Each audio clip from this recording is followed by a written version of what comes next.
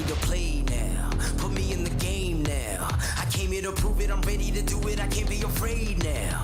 Put me on the stage now, I'm ready to rage now. I feel like an animal stuck in a cage and I'm ready to break out. My time, none of you people can tell me to stop. This time, like the last time, you better get ready to race to the top. I'm ready to do this, show you what the truth is. I step on the field, it's time to get real, I'm feeling so ruthless. My time, none of you people can tell me to stop. Lower the lights down, hand over my crown, hand over my heart. I do this for my town, I do this for my crowd. So turn me up real loud. My time, none of you people can tell me to stop. Yeah. So what are you afraid of? Those feelings are made of. Get in the game, your moment of fame, show them what you made of. It's time that we stand up, it's time that we man up. For anyone asking who is the best, we putting our hands up.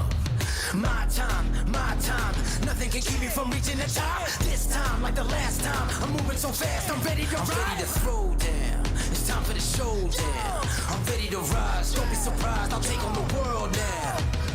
My time, none of you people can tell me to stop. Lower the lights down, hand over my crown.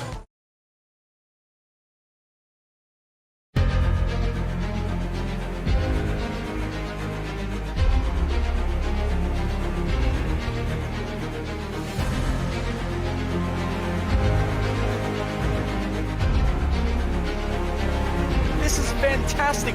This is GT racing right now.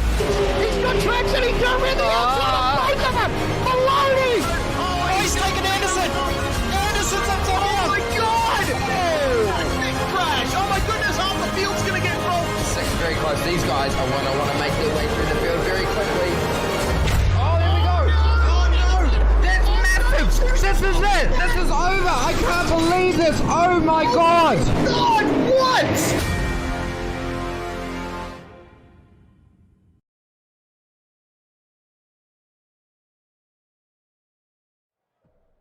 Welcome one and welcome all to SimSpeed TV. Thursday night is Speedway night and we're loving the way this championship is going. The Oceanic Dirt Sim Events 360 Sprint Car Power Series 2 presented by SRT Australia. It's the fourth round of the championship tonight from Williams Grove Speedway along Paperclip Clay Oval in Mechanicsburg, Pennsylvania, one of the best destinations for speedway of all types.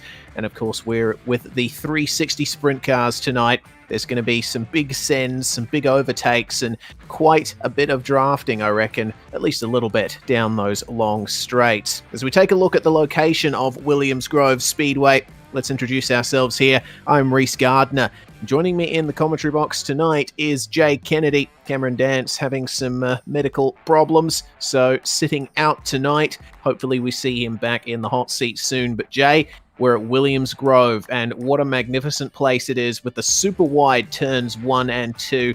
Been doing this since 1939, so goodness me, 81 years, 82 even, that Williams Grove has been operating. Yeah, it's been around for a long time, and firstly, shout out to Cameron Dance. He's not feeling too great tonight, so hopefully he's all good soon. But yeah, I'm looking forward to the racing here. It's always provided great racing, and I know that when back when I used to do some dirt racing occasionally, this is a track that I always seem to really enjoy because you got the big, fast, long straights, and then the tight 3 and 4, and then as you said, the fairly open 1 and 2 makes it a very, very unique circuit. And looking forward to seeing how it plays out. So am I, and certainly we've got a lot to play for here tonight because the championship has been blown wide open. Tim Ryan, who was dominating the standings thus far, has unfortunately dislocated his wrist, so he's going to be sitting out at least a few rounds, potentially even towards the end of the season. So it basically means that drivers like Aidan Beerline, Braden Shute, Daniel Evans will be able to have a proper run at this championship. Beerline, of course, in second place coming into this round with a very close gap from third on back. Yeah, exactly right. And yeah, cycling accident for Tim today. So He come cropper and hurt his right arm, but everyone seems to be telling him that he can still drive with his left, so he should be out there on track. But yeah, he'll have the night off tonight, and hopefully we'll see him back soon. But yeah, fairly nasty looking injury from what we've seen and heard.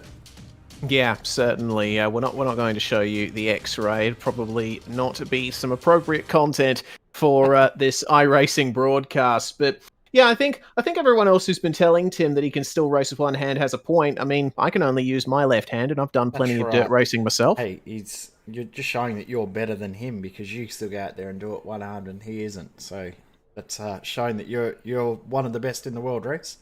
Oh, well, I guess the main difference is I'm going to be nowhere near the top of the table in a championship like this, which is, of course, very hardly fought.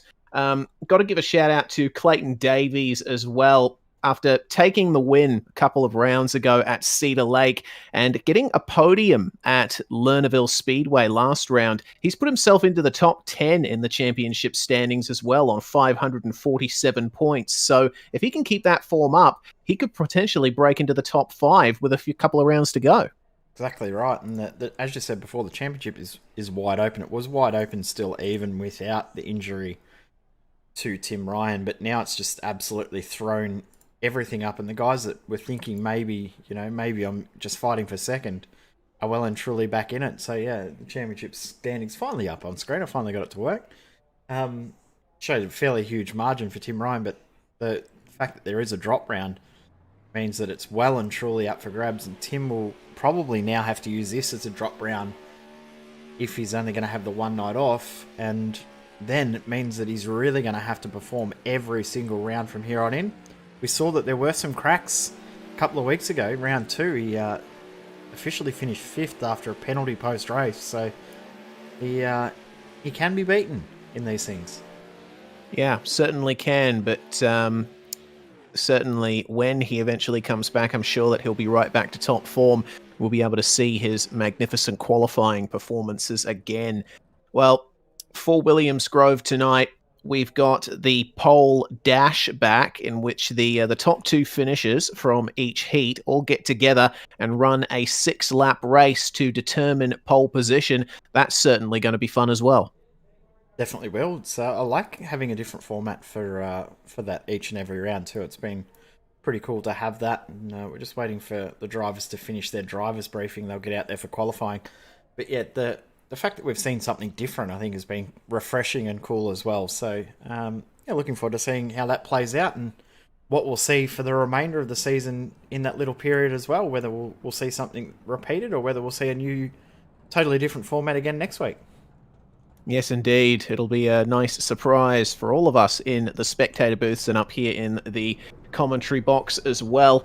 In terms of the event format for tonight, it's pretty much business as usual. We've got 8-lap heats in which the top 4 get a free ticket straight through to the feature. Then we've got a C main of 10 laps, a B main of 14 laps, and then in the warm-up we'll be running that pole dash, obviously. And then the feature is going to come round. We've got 30 laps here at Williams Grove tonight, which makes sense in terms of lap length because Williams Grove is one of the longer dirt ovals on the iRacing service, a quarter mile in length, 800 meters. So it's quite the beast in terms of distance around the lap.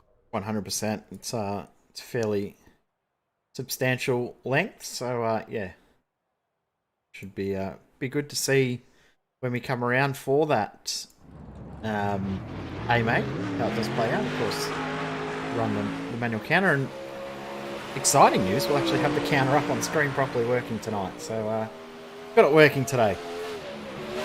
Fantastic stuff as we take a look at Lachlan Barberry starting off his qualifying run. Let's see who gets the quick time and $2.50 in cold hard cash.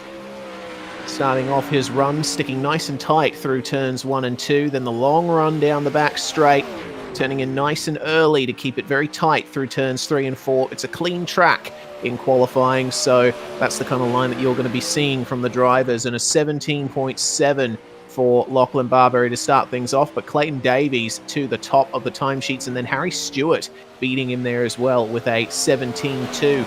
Let's see what Daniel Hardigan can do. He's shown pace in these cars, but has not quite been able to break into the top of the championship standings. The AC Sports driver's first lap got off to a very messy end there, running a bit wide in turns 3 and 4. Let's see if he can improve on that as Alex Attard goes to provisional pole position. Good lap from Alex there with a 17.2.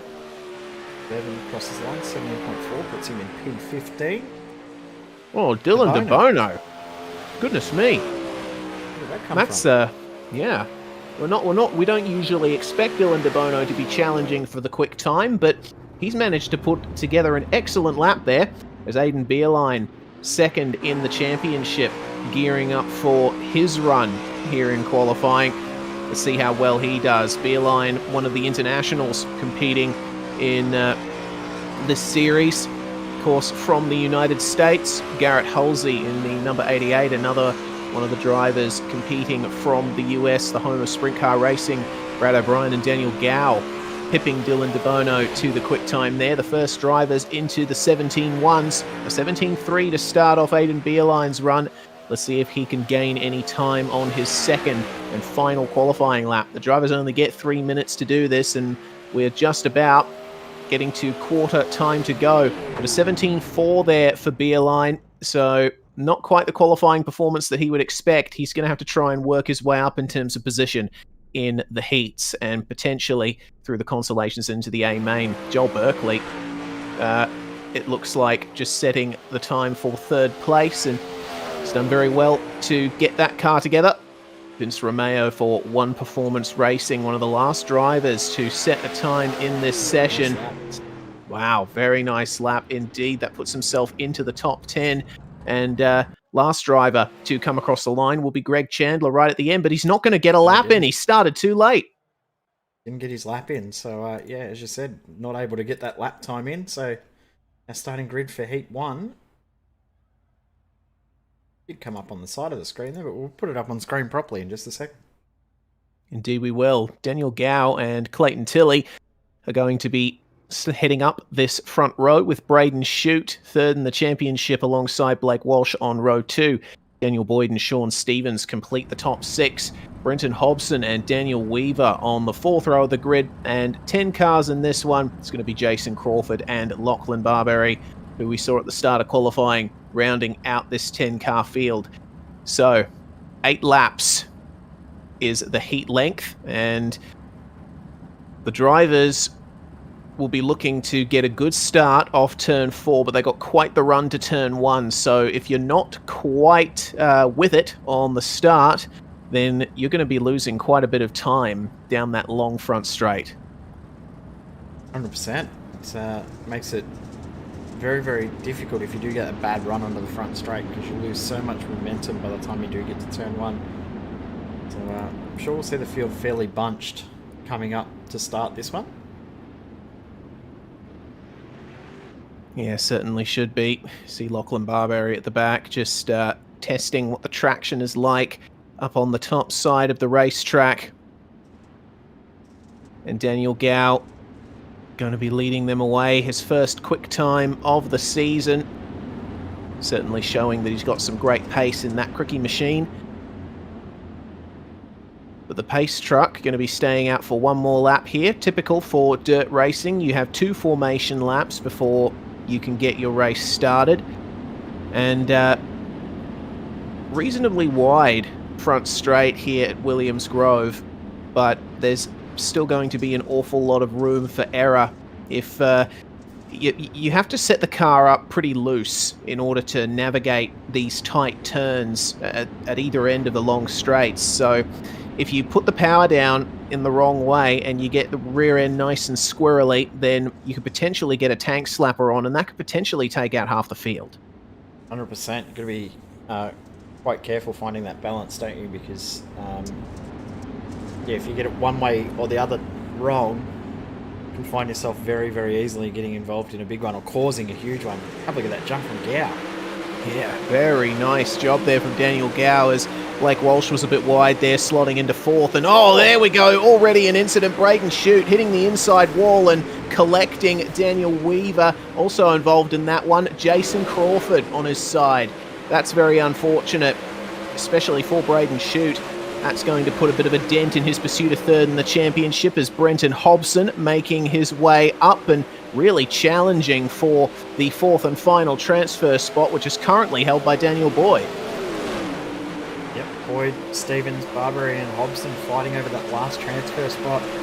Blake Walsh should be quite happy to see those guys fighting very, very hard behind, but they've got to be careful because he could quite easily lose 2 spots the way that these guys are going behind him.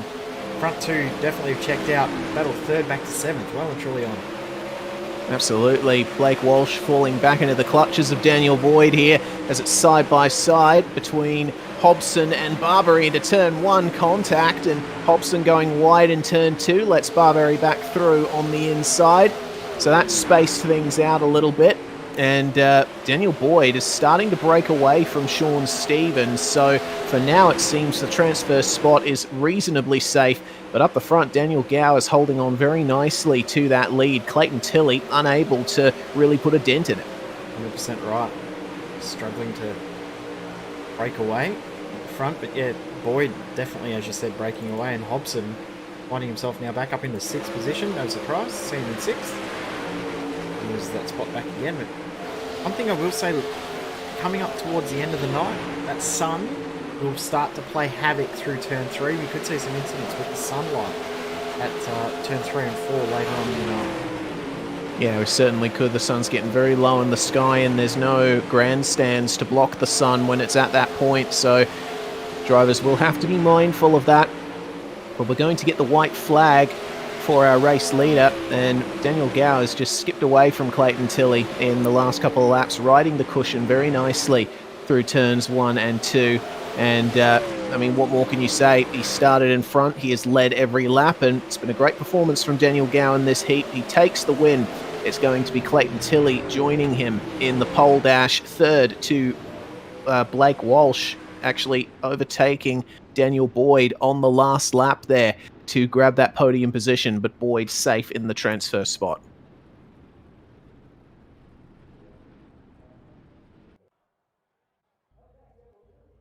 So there we go. Results on your screen. Coming home 6/10 behind was Clayton Tilley.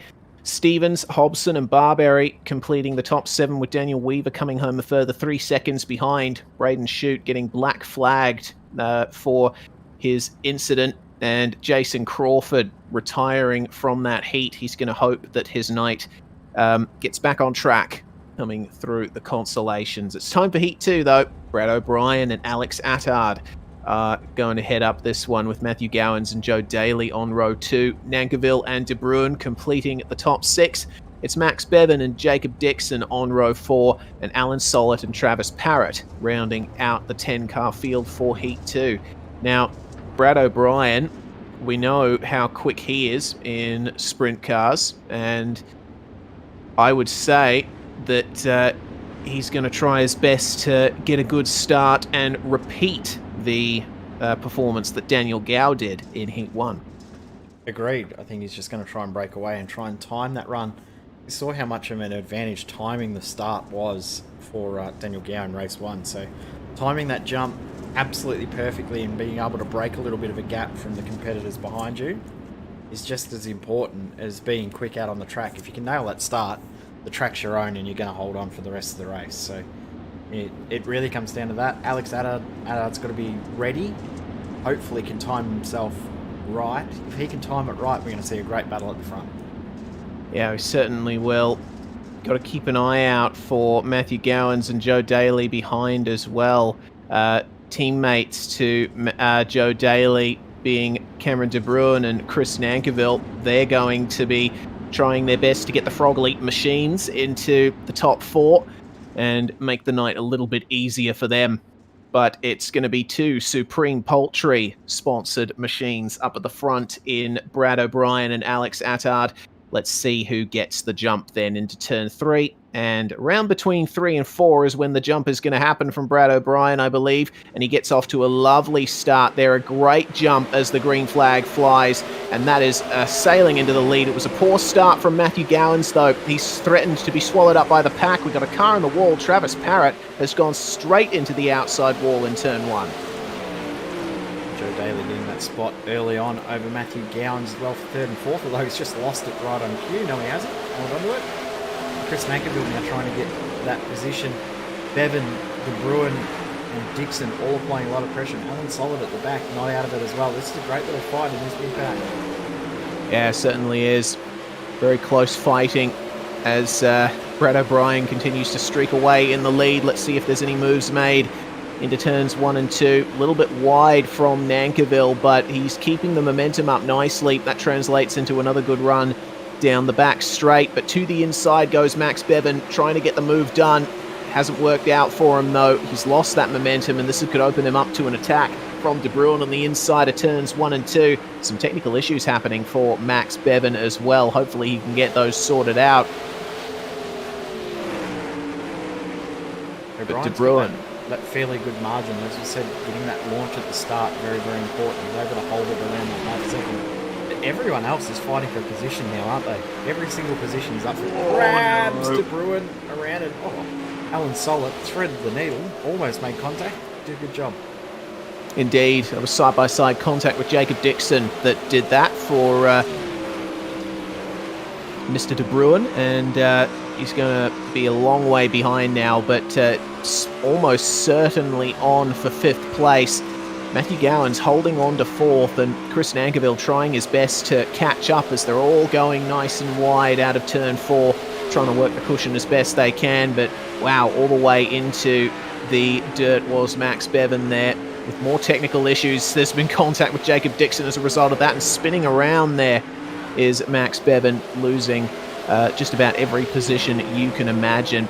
But white flag for our top 2, and Attard has almost reeled Brad O'Brien in. Unfortunately, I think it's a bit too little too late at this stage as he goes straight to the inside trying to get some kind of advantage. Brad O'Brien is going to come across the line when it's Attard P2, Daly and Gowans rounding out the top 4, and it was quite a close finish between them as well.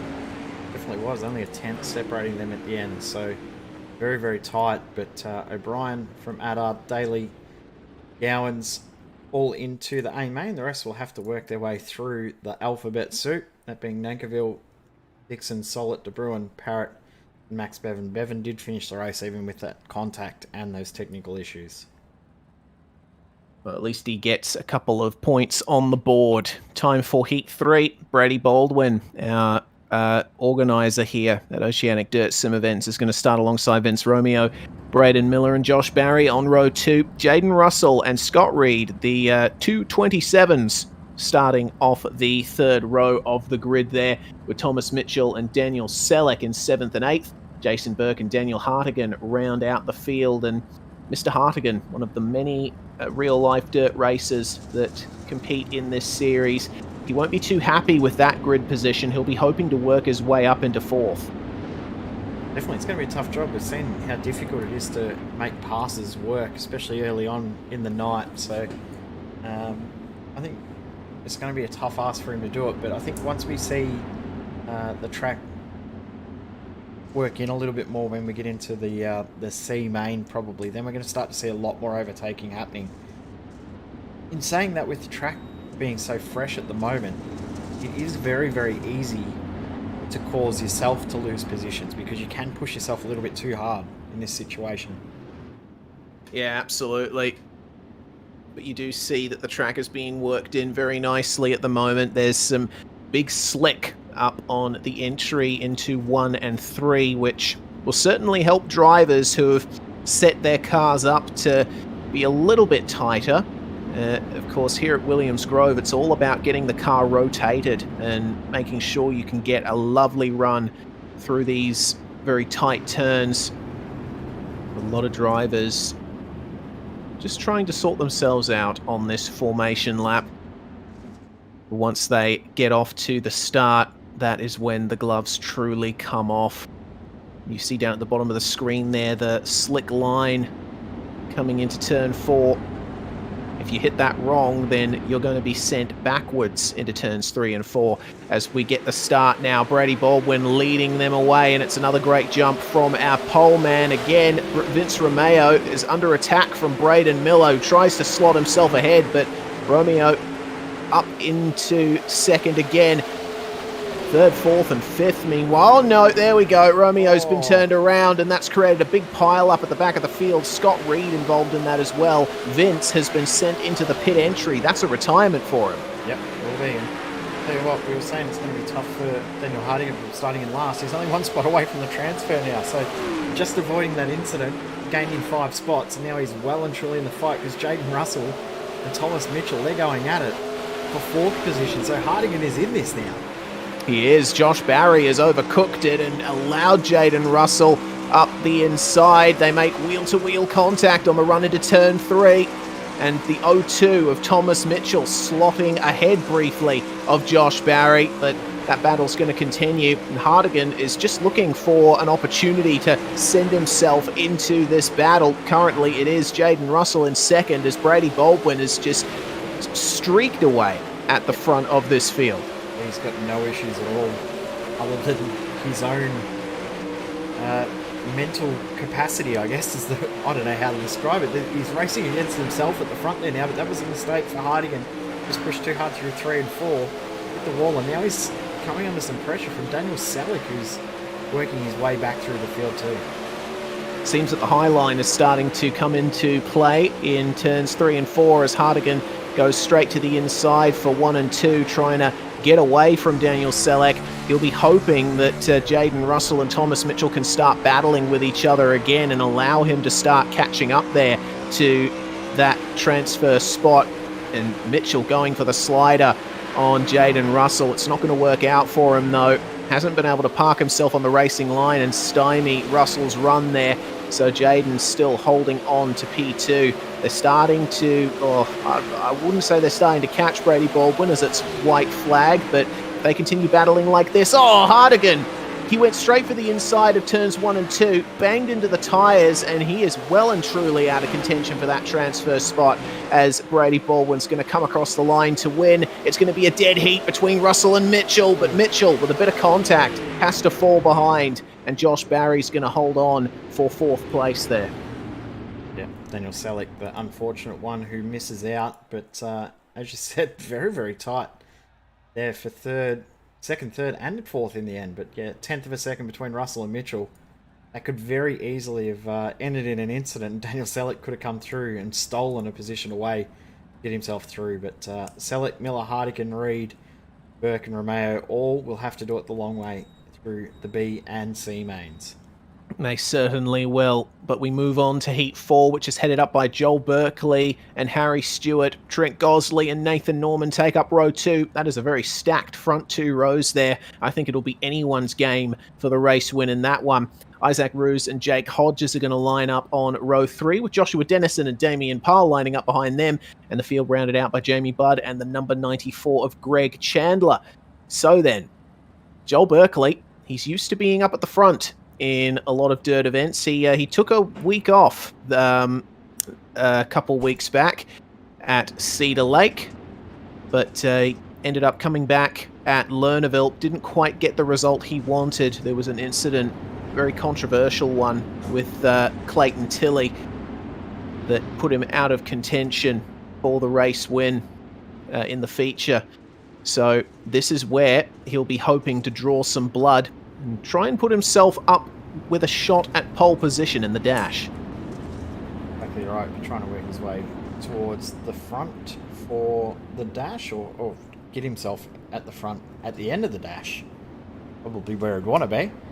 It's yeah, the week that he's missed has definitely put him out. When you look at the leaderboard, the championship leaderboard shows that he's nowhere near it. But the fact that you do get a drop round, and now with Tim Ryan being absent tonight through injury, means that this championship well and truly open. And even if you do have one bad week or 1 week that you're away, you are still in with a big shot now.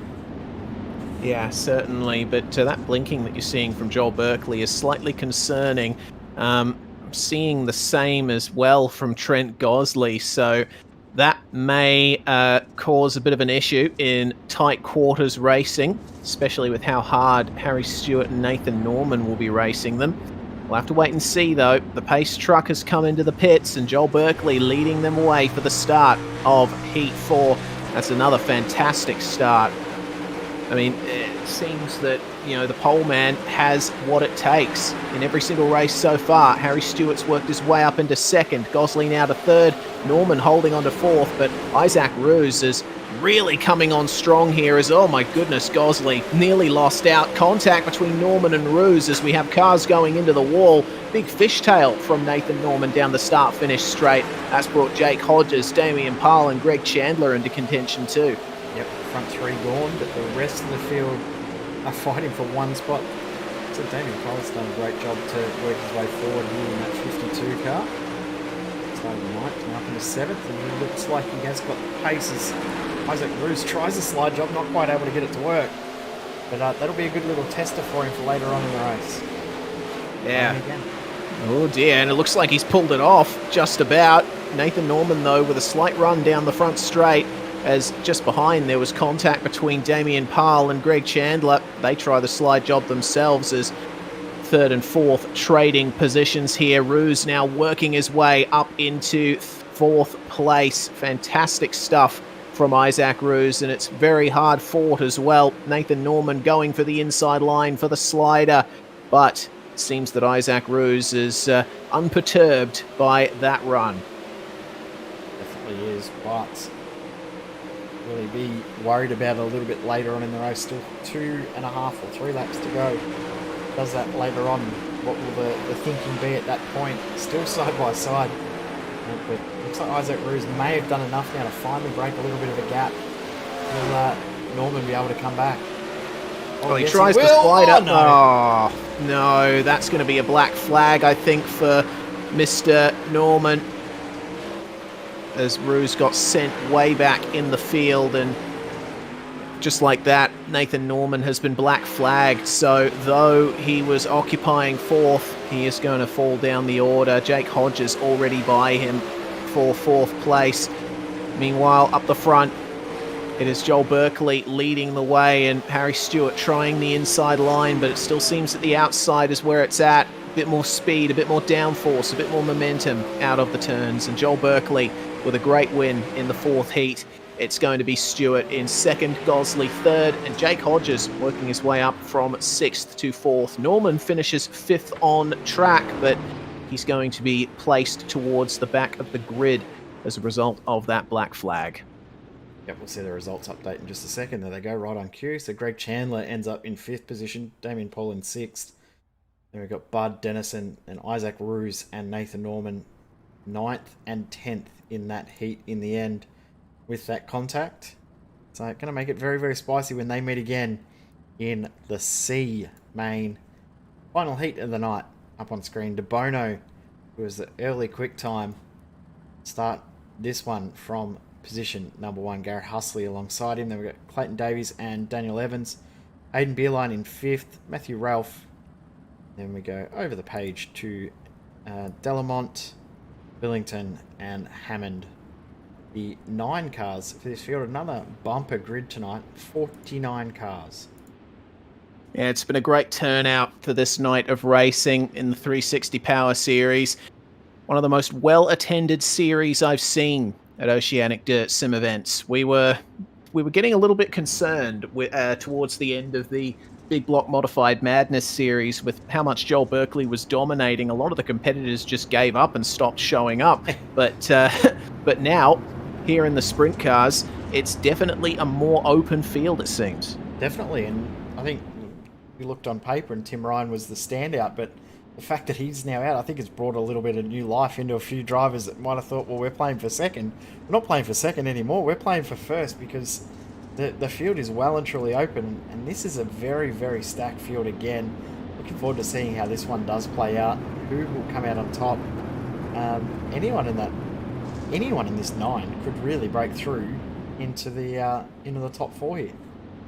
Yeah, they certainly could. I'm looking forward to seeing how this one goes, as it seems the sun has dipped below the horizon. It's no longer light being bathed on the track, so that'll make things a little bit easier for the drivers out here in this 5th and final heat. But De Bono, we're expecting, will get a good jump off the start. We've seen that in every single heat so far. Daniel Evans trying to keep him as honest as possible, but De Bono is away. And it looks like just following him through there, Clayton Davies to get into second is, oh goodness me, that was Jackson Delamont and John Billington getting into the inside wall out of turn 4.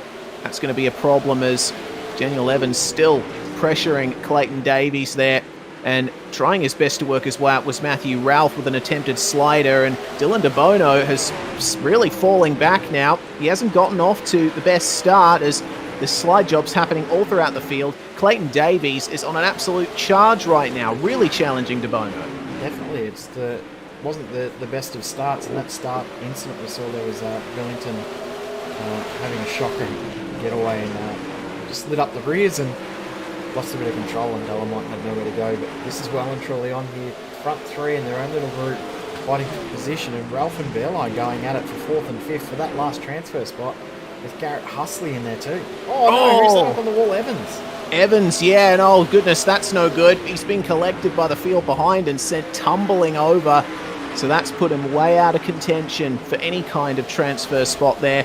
Clayton Davies was suffering a couple of issues with oversteer on the inside line, but it seems that he has fixed that and is going to maintain second. So Matthew Ralph and Garrett Halsey holding on to 3rd and 4th now. Let's see if Aidan Beerline, second in the championship, can get himself up there and start challenging. He hasn't got much time though. We've only got 3 laps now. Yep, 3 laps to go.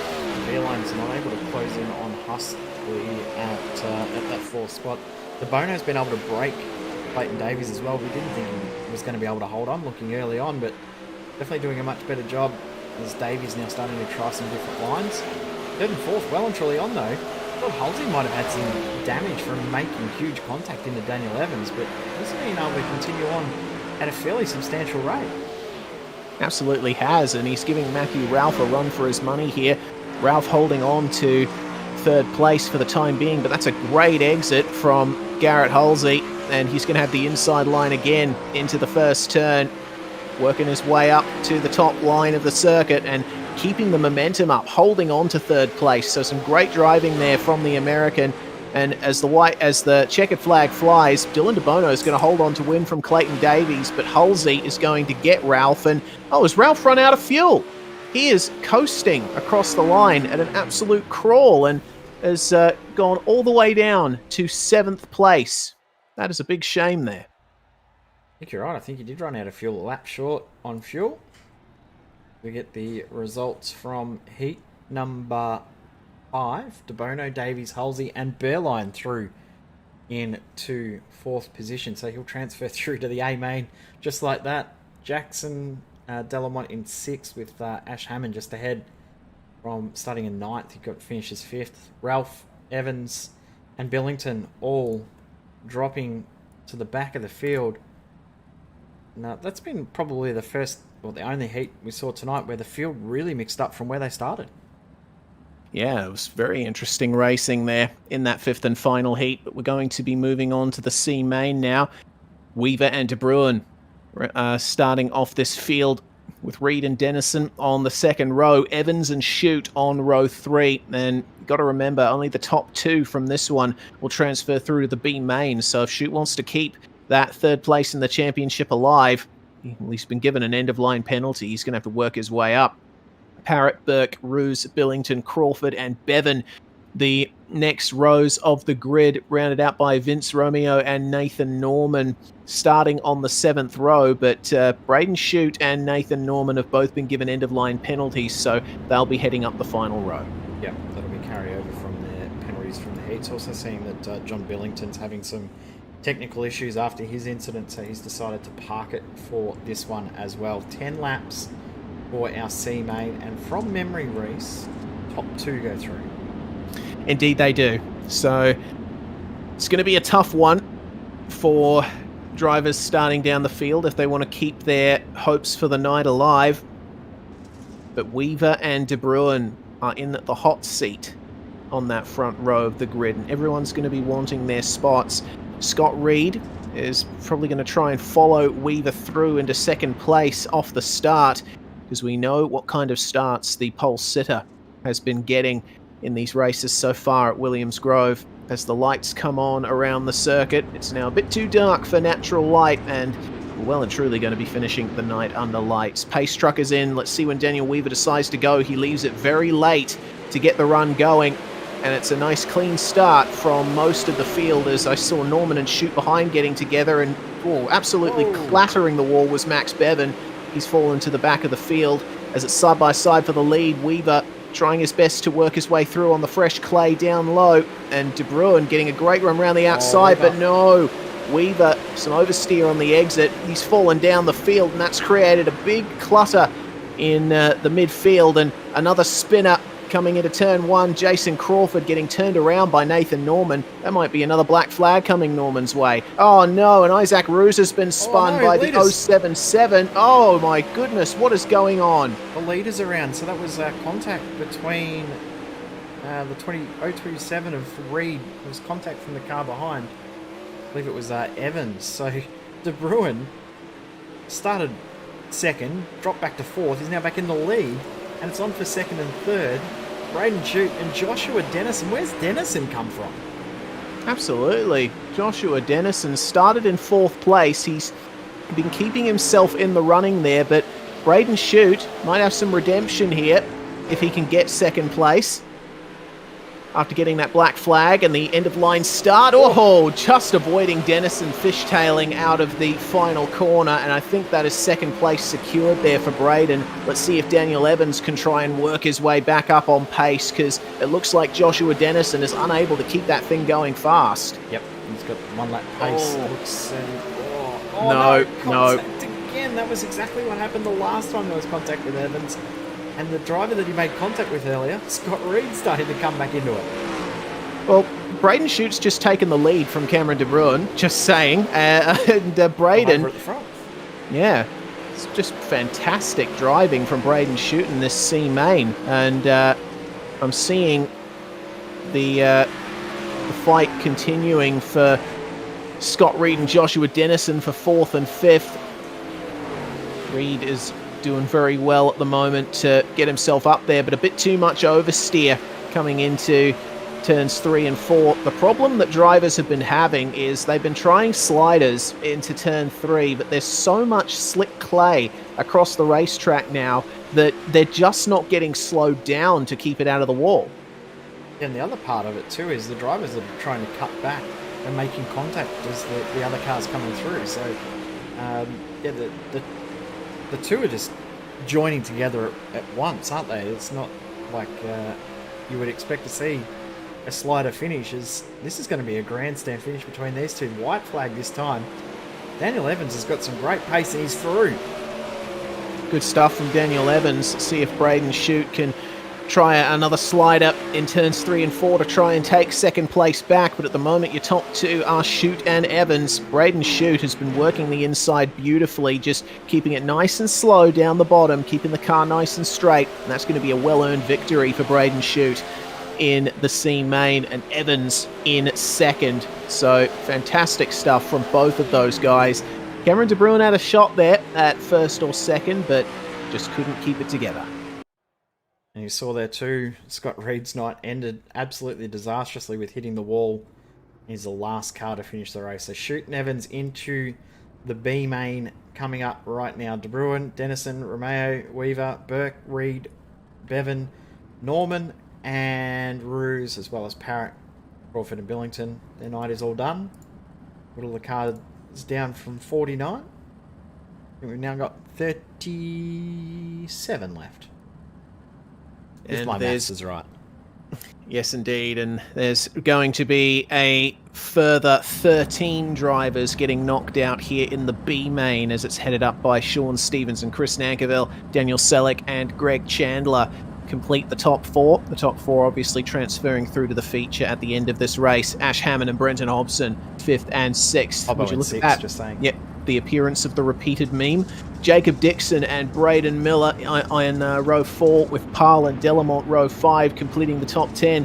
Lachlan Barberry and Alan Sollett in 11th and 12th. It's Daniel Hardigan, Jamie Budd, Matthew Ralph, and our top two from the C main, Shute and Evans, coming up on the rear. And that's going to be a very tough job for Braden Shute, trying to work his way through this field because it's looking mighty competitive. 100%. Tough field for him to get through, so he'll have to work hard from 16th to come through and take one of the top 4 spots. But what a bizarre race we just saw there in the C main. There is every chance that we could see very, very similar in this one, but you look through the list and there's none short of 15 names that you would say should be in the A main. So we're going to see a very, very competitive race right now. Yeah, we absolutely are, and I'm looking forward to seeing how it all plays out. Sean Stevens on the inside, and just behind him on the inside is going to be Daniel Selleck. And they'll be looking to get a nice clean start, possibly move themselves up into the top 2 positions, but can't count out the likes of Brenton Hobson and Ash Hammond. Keep an eye out for Braden Miller and Jacob Dixon as well.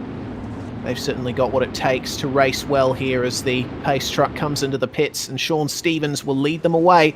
Again, leaving it late until they get to the fresh clay, and there's already a pile up at the back. My goodness, there look like 4 cars involved in that. Barberry, along with Evans, Hardigan, and Jackson Delamont all the way at the back of the field. But Stevens is leading the way up the front. And, bit of inside contact for Chris Nankerville. The caution flag has been thrown, and that's the first time I've seen a caution thrown in a non-feature event in this series. Yeah, I'm not sure what's happened there, so caution laps will count in this race.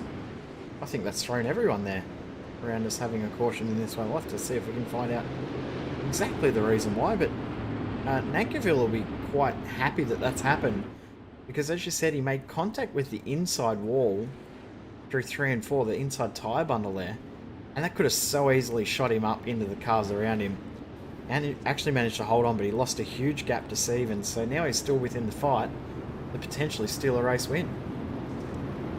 Indeed, and I think that a lot of drivers weren't expecting this caution to be thrown, because it's usually ODSE policy that any race in an event except the A main does not have cautions. So I think Clayton Davies already getting on Bob King's case about that, but I'm sure it's just a slight error.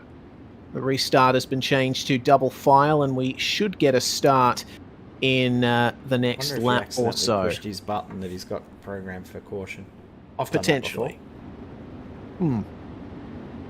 Potentially indeed. But with this double file restart, it's going to be Sean Stevens again on the inside line. Nankerville in second, but Selleck and Chandler been offered another chance here. Brenton Hobson managed to make up a position on Ash Hammond before the caution came out, so he'll be down on the inside line as well. Could potentially get an advantage. The driver's having a few connection issues tonight too, which is making life a little bit more difficult for quite a few of our field. Thankfully, we're not having any connection issues. Well, I'm not. Hopefully you're not, Rose. I certainly am not, which I'm very grateful for. We're going to get a start here as onto the fresh clay they go, and Stevens gets away from it. Have a look at the start from Chandler, though, to the inside for turn 1. That was a great jump from the number 94, but he's lost momentum in the middle of the turn, and that allows Nankerville back around the outside as, Hobson and Selleck make contact in the midfield, and Selleck's been sent into the outside wall and gets Lachlan Barberry along with him, so they will bring up the rear of the field. That's no good. Braden Shute getting a big whack from behind from Jamie Budden. Oh my goodness. Daniel Evans, Matthew Ralph and Alan Sollett all on their sides in turn 1. That was a huge smash between them as it's, oh my goodness, Brenton Hobson has spun as well in turn 3. The drivers are going to be having a lot of trouble here on the slicked up circuit, as it's a huge battle here for the race win in the B main. Not just on for the win, it's on for that magical 4th position too, because 4th at the moment is Braden Miller. He's got Jacob Dixon just behind him, Nankerville, Shute all there too, and Stevens has dropped off, and he's dropped off a huge amount. Certainly has. Chandler has absolutely come alive here, as has Miller.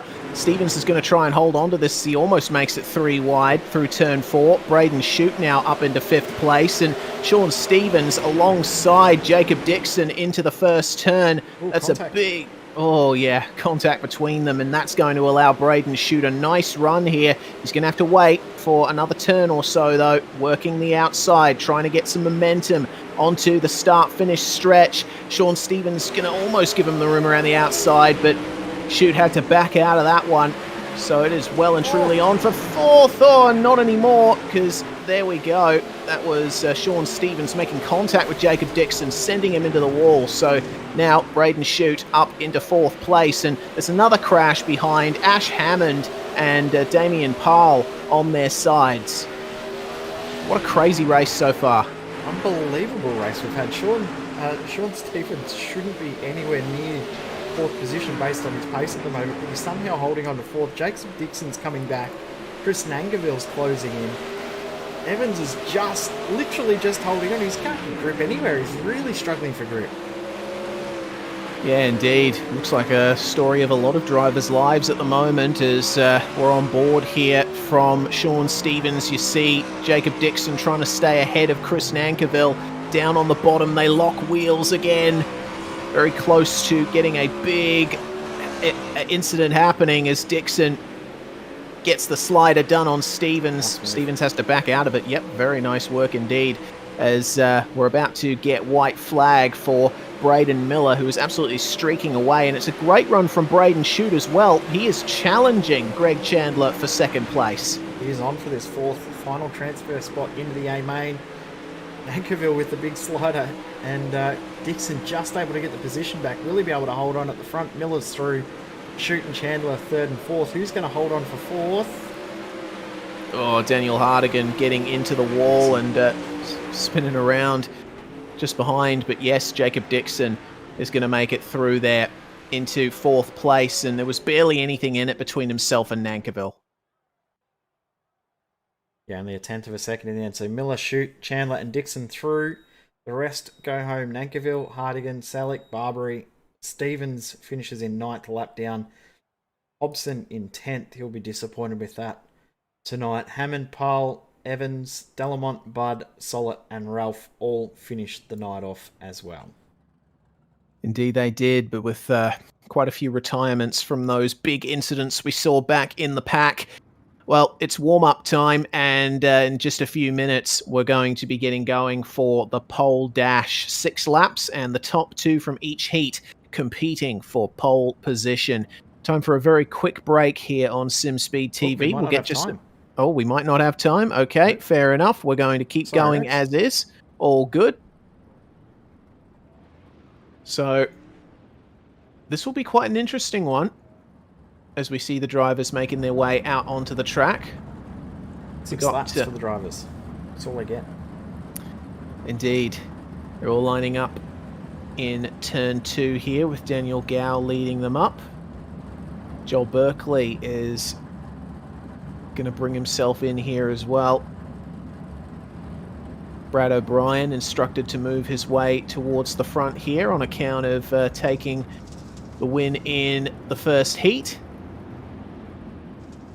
But this is how they're going to line up here, with Daniel Gow on the front row with Brad O'Brien. Then it's Baldwin and Berkeley, DeBono and Clayton Tilley. Then we've got Alex Attard, Jaden Russell, Harry Stewart and Clayton Davies rounding up this 10-car field for the pole dash, and away we go. Daniel Gow gets the green flag, and he is away.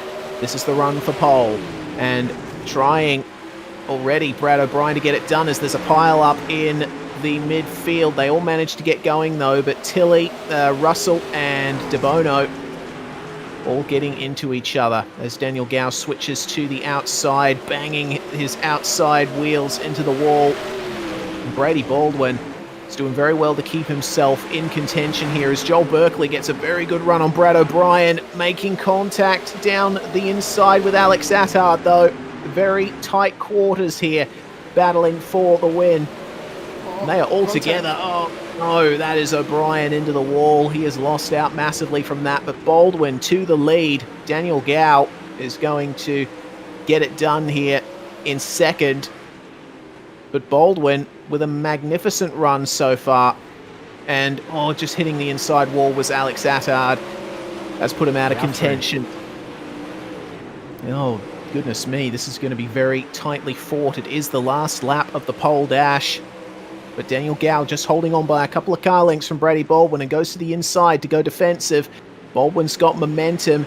I don't think he's going to be able to get him, though. So Daniel Gow across the line, and that's going to secure him pole position. One more lap.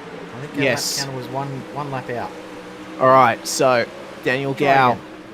Let's see how this works out then. Joel Berkeley around the outside could potentially get another position here with some great momentum. It's going to be a photo finish for second. Gow has secured pole, but Baldwin in second. Attard third, Berkeley fourth.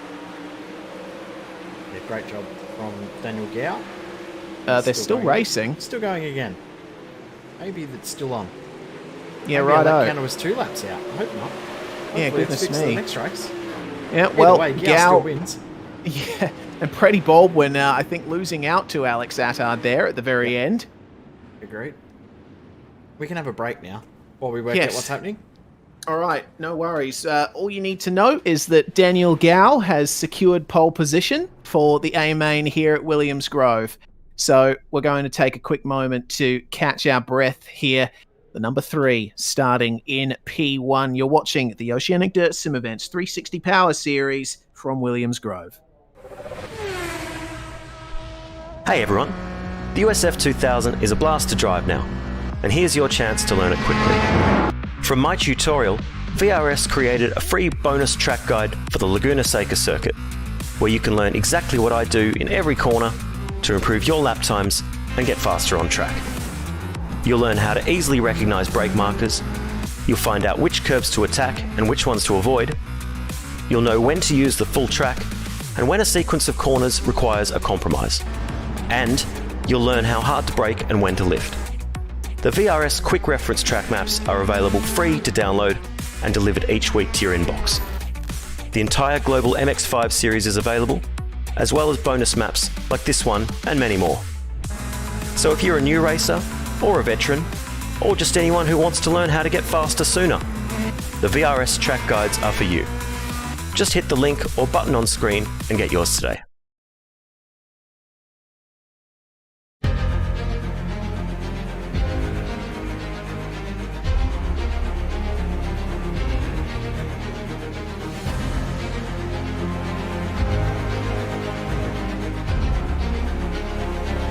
This is fantastic. This is GT racing right now. He's got traction. He's got rid of the outside of both of them. Maloney. Oh, he's taken Anderson. Anderson's up to Oh my God. Big crash. Oh my goodness. Half the field's going to get full. Second very close. These guys are want to make their way through the field very quickly. Oh, here we go. Oh no. That's massive. This is it. This is over. I can't believe this. Oh my God. God, what?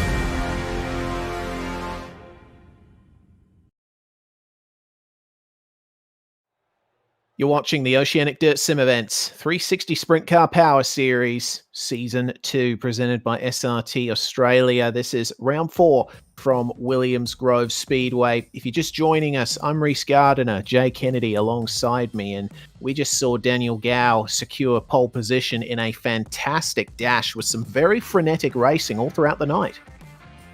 100%. It's been some brilliant racing. Looking forward to seeing how this A-Main plays out as the drivers start to grid up.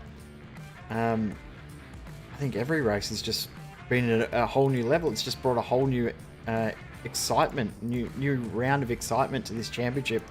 Bring on this A-Main. It's going to be absolutely fantastic. Indeed it is. We've got 30 laps coming up for you very shortly. And in terms of track history, well, at Williams Grove, it's all Joel Berkeley. He won the 360 Power Series round here in 2020. He backed it up in the ASC Championship as well in the 410 Sprint Cars, and also at the 2020 410 Sprint Car Speed Week.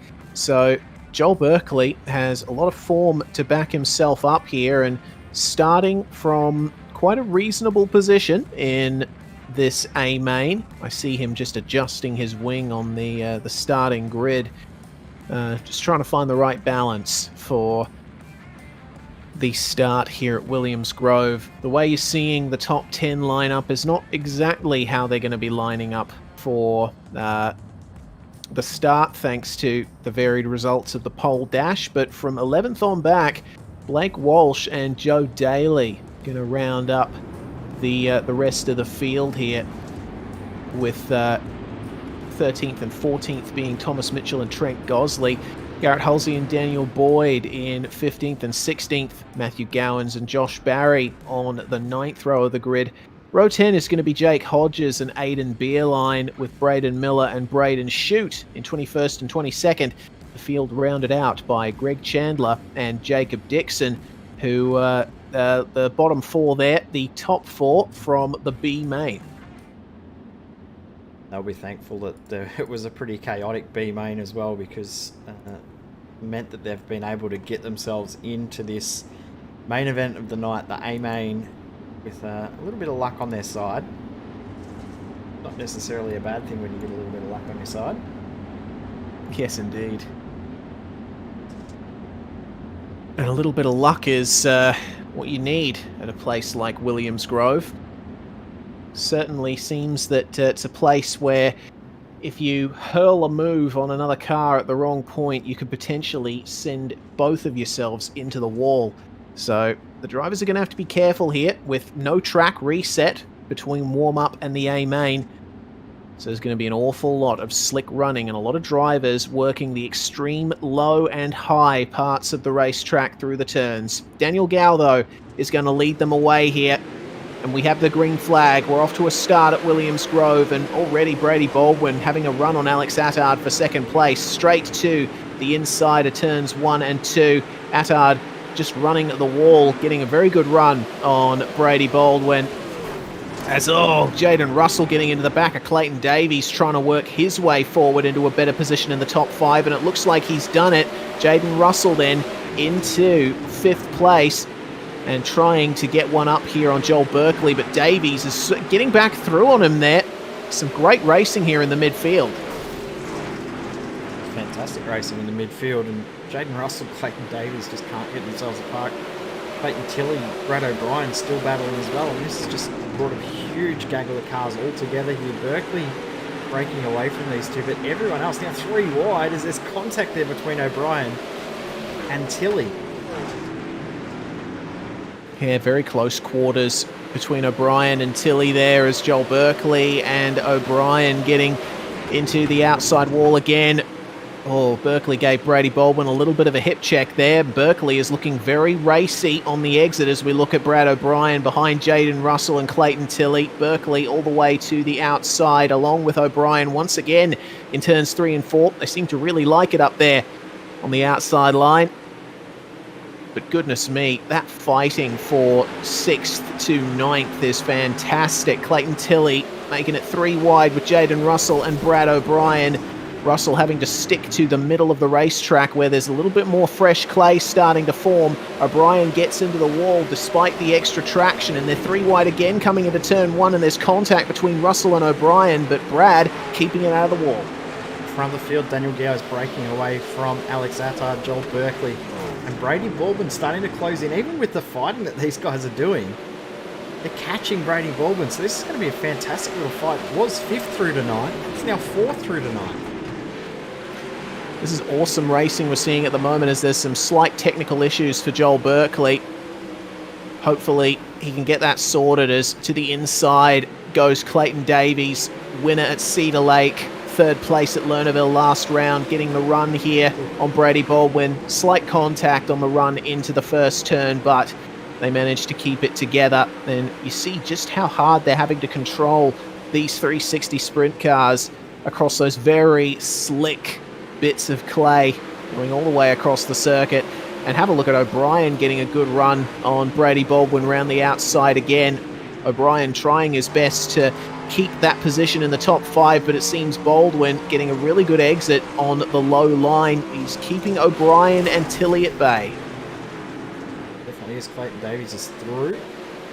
But Brady Baldwin, yeah, now he's starting to really struggle for pace. We thought that he might have had enough to fight and battle at the front, but he's just dropping positions very, very quickly. He's now got Brad O'Brien through, and Clayton Tilley now looking like he might be able to get through as well. Apologies to everyone in the back of the field, but we haven't been able to take our eyes off this little fight going on here. It's been absolutely fantastic and amazing how clean these guys have kept it as well. Yeah, very impressive. Of course, it helps when you're a guy like Joel Berkeley, who's keeping it as far away from the inside as you can through many of the turns around here. He's completely running the wall in turns 1 and 2, and it looks like Davies and O'Brien are joining him, at least in turns 3 and 4, but yet again in turns 1 and 2 they're doing the same, and Baldwin switched up as well. Berkeley getting the run on Alex Attard as we take a look at Greg Chandler back in 12th, and I mean, there's the guys at the back of the field. They are having their own intense battle here.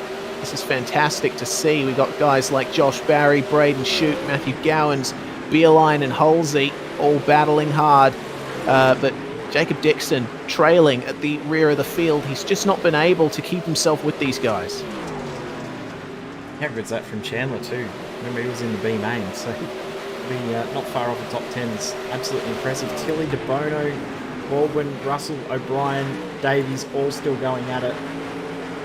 And Attard's well and truly dropped back as Berkeley's gone through, and Berkeley's starting to put pressure on Daniel Gow. It's 7/10 of a second.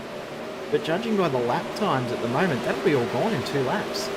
Yeah, Berkeley is on a great run of pace at the moment, and he is arcing that car through the turns beautifully. Daniel Gow is running the middle to low line of the circuit, and you see him just moving up here to try and keep Joel Berkeley at bay, but you see the momentum that Berkeley is conserving through these turns. He's right on the back of Daniel Gow now, and to the inside for the lead move is Joel Berkeley.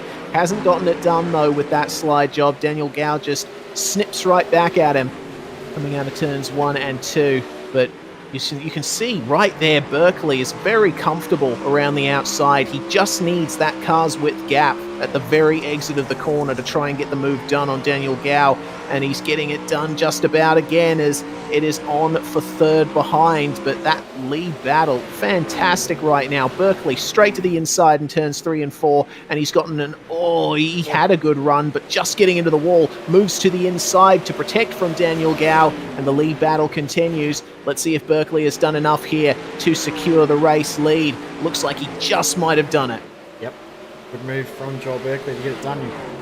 He probably would have been very, very stressed when he clipped that wall on the outside just right there.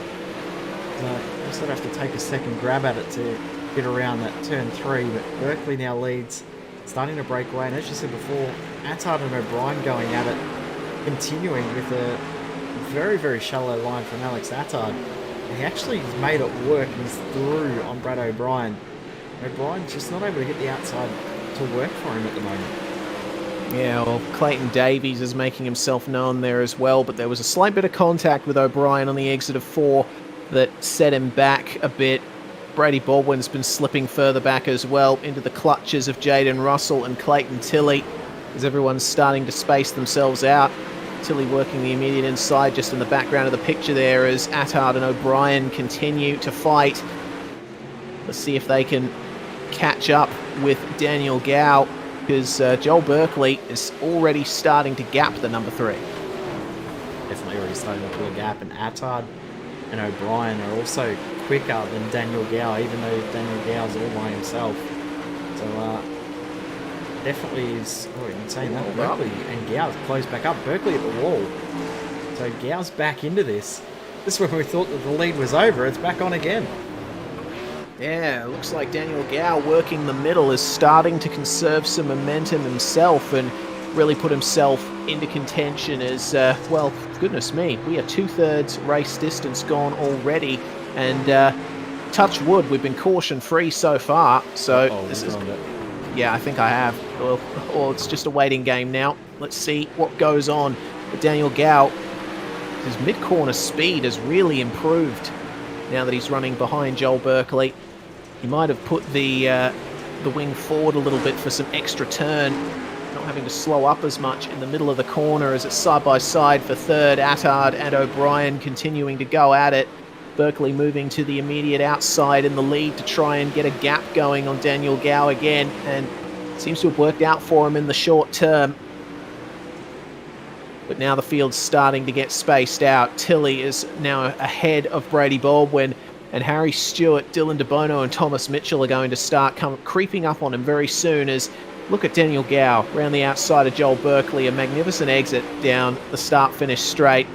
This lead battle is turning out to be way more competitive than I expected, as we're only going to have 4 laps to go when they cross the line next.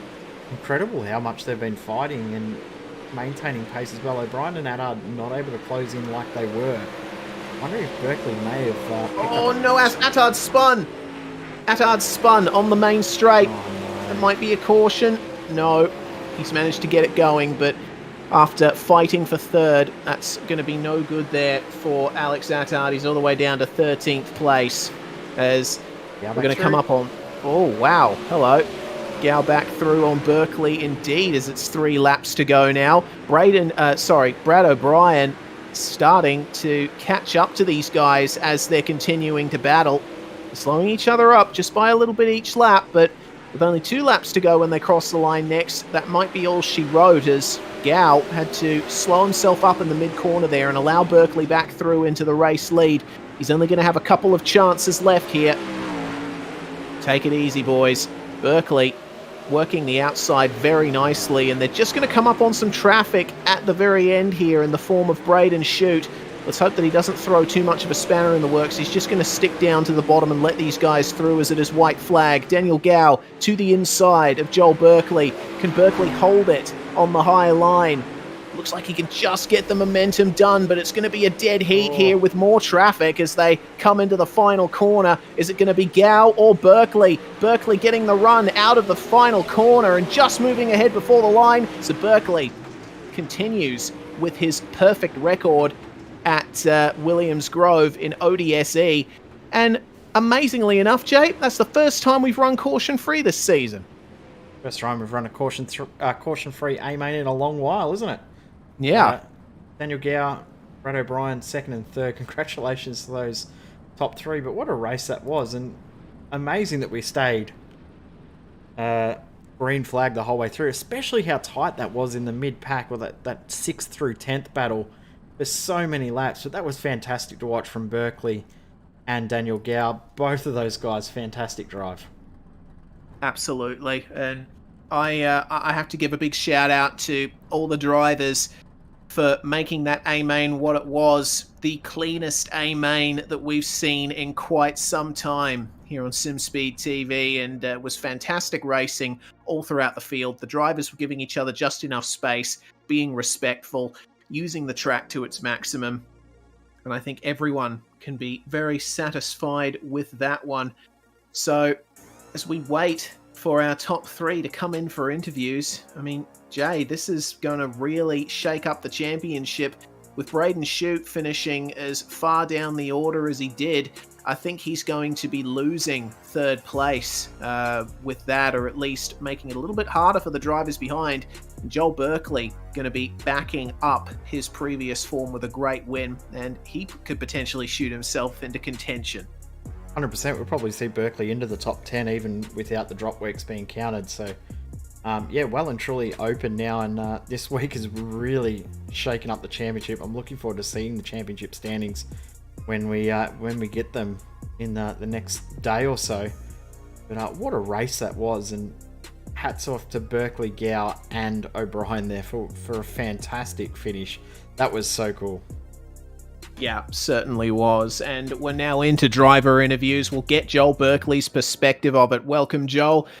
Keeping up your perfect record at Williams Grove in ODSE. You had the 410 Speed Week ASC and the previous season of 360 Power Series finishing on the top step here. So it's familiar territory to you. Yeah, I guess so. Just trying to, I don't know, get back used to racing a sprint car on iRacing. It's been a long time, and missing out on Pro Series, I'm still rusty as all heck. So, yeah, trying to knock the rust off. Been a rough start to the season. I was missing week 2, and then last week with people just not leaving room, but is what it is. Well, it seems that people leaving room was the order of the day here at Williams Grove. These wide turns, very tight, but at the same time, it was very good racing all throughout the field. Yeah, no, always can trust Gowie, and there's a lot of others in the field that you can trust, always give you room. There's just certain people that run setup shops that think they own the track and don't have to give any room, but is what it is. And yeah, it's awesome to race at Gowie, and that was a hell of a race, and it probably put on such a great finish. Yeah, it certainly did. And in terms of that battle with you and Daniel Gow, it seemed that the upper line was the one that you preferred. You were running very close to the wall. Well, see, once I passed him, I realised, shoot, I'm not going to make it on fuel, so I had to go to the bottom to save. Oh. So I had to save fuel and try and maintain the lead, and then when I got the numbers, it's go time. I was like, oh, it's go time, and I finished with 0.4 of a gallon left. So, yeah, I don't know, didn't expect it to go 30 green. It was hard work. Just had to stay focused for that one. Yeah, certainly. But either way, it seems that your season is now on track after missing a round or so. So right back into it, Joel. Yeah, hopefully we can keep up on the uphill. I know last time in this season we dominated, but it's going to be a bit hard. I mean, obviously if Tim being a sook and not racing one-handed, but I would have raced one-handed. Come on. But hopefully we can have a next solid 4 rounds, and I don't know, we'll see what happens and see where we end up in the point standing. It's going to be a tough one, but yeah, we'll see what we do.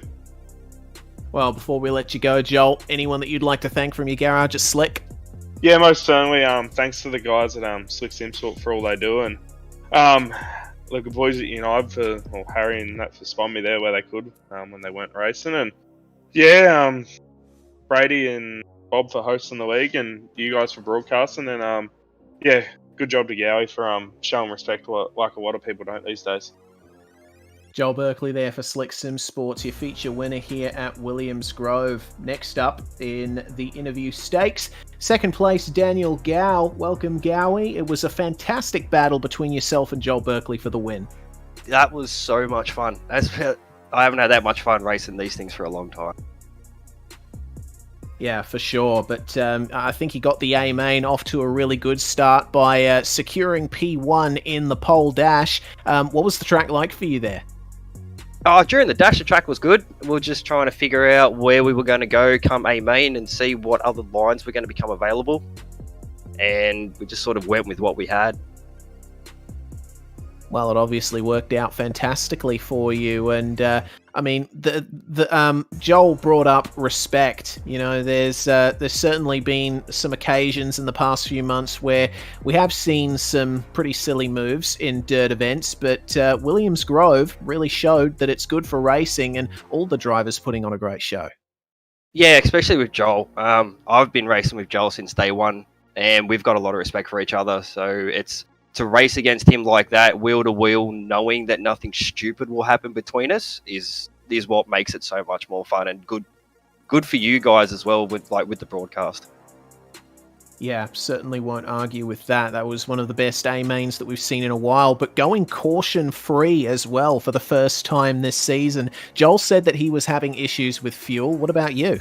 I was not having any issues with fuel, but I did notice Joel was running the top, so with me down the bottom and Joel at the top, he will use more fuel than what I will during a lap. So I wasn't too concerned about no cautions, and I'm kind of glad it went caution-free. Yeah, I bet you were, and that second place here in the A-main will certainly help you in the championship stakes as well. Yes, after missing last week, now I don't drop any points when the drop rounds come into play, so we should be in pretty good position now with championship. Well, hopefully we can get to speak to you again next week at Lanier. Gowie, before we let you go, anyone that you'd like to give a shout out to? I'd like to thank the boys at simrigs.com, P1 Race Gear, BK Designs, Cricky Motorsports, Bunbury Kitchens, and all the boys at AC Sports for everything they put in. AC Sports, Daniel Gow there, second place in the A-main. Final driver interview of the night. We got Brad O'Brien in the number 77 here in the commentary box with us. Brad, it was quite the race there for you as well. Yeah, that was good. Good to bounce back after been in the C main for the, for the rest of the series. Yes, indeed. Certainly Williams Grove turned it on here tonight, but I think Unite really got off to a good start with your win in Heat 2. Yeah, well, I actually put a qualifying lap together tonight and didn't bounce it off the fence. So that really set me up well, and then yeah, obviously just being able to start off the front in the heat race makes it pretty easy. Slipped back in the dash there. I'm not sure if it was netcode between me or Joel, but clipped the wall and dropped all the way back to the back. So had the dig there, but that was a really good race, and congrats to Joel and Daniel on their podiums as well. Yeah, well, for you, Lanier is next week. What are your thoughts going into that round? Track you enjoy or prefer? Yeah, I think last time I quick timed there, so hopefully we'll just try and keep our nose clean in qualifying when we're the only car on the track, and hopefully not step on it a little bit, and see if we can at least finish an A main again. That's all I want. I just want to make the rest of the shows. I'm sure you will, Brad. We've really enjoyed seeing you up there tonight where you belong. Anyone that you'd like to thank before we let you go? Yeah, of course. Quick shout out to Alex as well. We made contact there with about 5 to run, 10 to run, and he rotated down the front straight. I think it was just a racing deal, but yeah, obviously Supreme Poultry, OBR sim sets, Sick Lids, Six Sims, and everything Chris Lacey does for us. CD Simtography, Lawrence and Hanson. And yeah, anyone else that I've missed, thanks for helping us out, and obviously all the boys that made the show tonight and helped spot us well. It was yeah, it was a team effort for sure. It's all green grass and the lovely Supreme Poultry Green Machine. The number 77, Brad O'Brien, our final driver interview of the night. Well, Jay, that brings to an end proceedings. What a fantastic round of the series, and easily the best A main all year. 100% the best by far, and next week we're going to a track that's always put on good racing in the 360s at Lanier. I'm looking forward to next week. Bring it on already. Yes, indeed. We go to Lanier next Thursday night. It's a very short, fast oval, especially in these 360 sprint cars. Looking forward to seeing what kind of racing it is going to turn up. You'll be able to catch it this time next week here on SimSpeed TV, live on YouTube, Facebook, and Twitch. I'm Reese Gardner, Jay Kennedy alongside me, and directing as well. Big thanks to the guys at ODSE for putting this series on, and to SRT Australia for their support. It was all Joel Berkeley tonight, but Daniel Gow really gave him a run for his money. The championship is now wide open with Tim Ryan absent. What is going to happen? It's all going to be a surprise for us. It's going to be a surprise for you as well. We hope you join us to see how it pans out.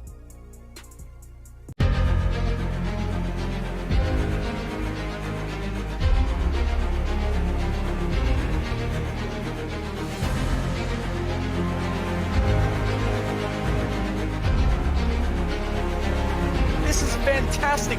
This is GT racing right now. He's got traction. He's going around the outside of both of them. Maloney. Oh, he's taking Anderson. Anderson's up to him. Oh my God. Oh, big crash. Oh my goodness. Half the field's going to get rolled. Second very close. These guys are want to make their way through the field very quickly. Oh, there we go. Oh no! That's massive! This is it! This is over! I can't believe this! Oh my God! God, what?